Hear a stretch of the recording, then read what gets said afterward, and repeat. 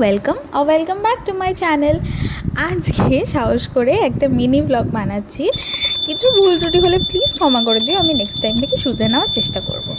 তো শুরু করা যাক। আজকে ছিল লক্ষ্মী বাবার পুজো। ছোটোবেলা থেকে আমি দেখেছি জ্ঞানত অবস্থায় আমাদের বাড়িতে লক্ষ্মী বাবার পুজো সবসময় হয়, কিন্তু এবছর হবে না, কারণ আমার দাদু মারা গেছে, এখনও 1 বছর হয়নি, সেজন্য। তো বাড়িতেই নিত্য পুজো দিয়ে প্রসাদ খেয়ে রেডি হয়ে নিলাম, কারণ আজকে ছোট্ঠাম্মা বাড়ি যাব, ওখানে পুজো হবে। আর এই যে আমার বিড়াল বাচ্চাদেরও খেতে দিয়ে দিলাম, কারণ সারাদিন তো বাড়ি থাকবো না, ওরা কি করবে। আর এ দেখো আমি রেডি হয়ে গেছি, আর এটা হচ্ছে আমার ফিট চেক, জানিও কেমন লাগছে।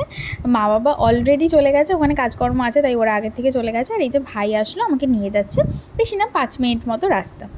আর গিয়েই দেখি এই যে এটা অনিল কাকা আর আমার বাবা দুজন মিলে আজকে দুপুরের আয়োজন করছিল রান্নার। আর এই যে ঠাকুর, আর এদিকে ভোগ টোগ দিয়ে সব সুন্দর করে ছোট্টাম্মা করেছিল। আর এটা হচ্ছে ছোট্টাম্মার ঠাকুর ঘর, একটুখানি দেখিয়ে দিলাম তোমাদের সবাইকে। আর আমাকে ষষ্ঠীর সুতোটাও বেঁধে দিচ্ছিলো, কারণ এবছর আমাদের বাড়িতে ষষ্ঠীর পুজোও হয়নি, তাই সুতোটা একটুখানি বেঁধে দিল আমার হাতে। আর এখানে প্রসাদ খেয়ে নিলাম, এখানে এসেও প্রসাদ খেয়েই আজকে সারাদিনে পেট ভরে গেছে সকাল থেকে। আর এই যে সবাই খেতে বসে পড়েছে, আমার বোনও বসে পড়েছে আমাকে ছেড়ে, তাই আমি ওর ভিডিও বানিয়ে নিয়েছিলাম যে দেখ, পরে দেখাবো তোকে যে আমাকে ছেড়ে তুই খেয়ে নিয়েছিস। আর এটা হচ্ছে আমাদের বাড়ির পুচকেটা, মানে পাশের বাড়ির। আর মেনুতে ছিল খিচুড়ি, লাবড়া তরকারি, পায়েস, চাটনি, পাঁপড়। আর একটা মজার ব্যাপার, আজকে আমার পিসিনানেরও অ্যানিভার্সারি ছিল, তাই ওদেরকে সবাই একটুখানি আশীর্বাদ করে নিচ্ছিল।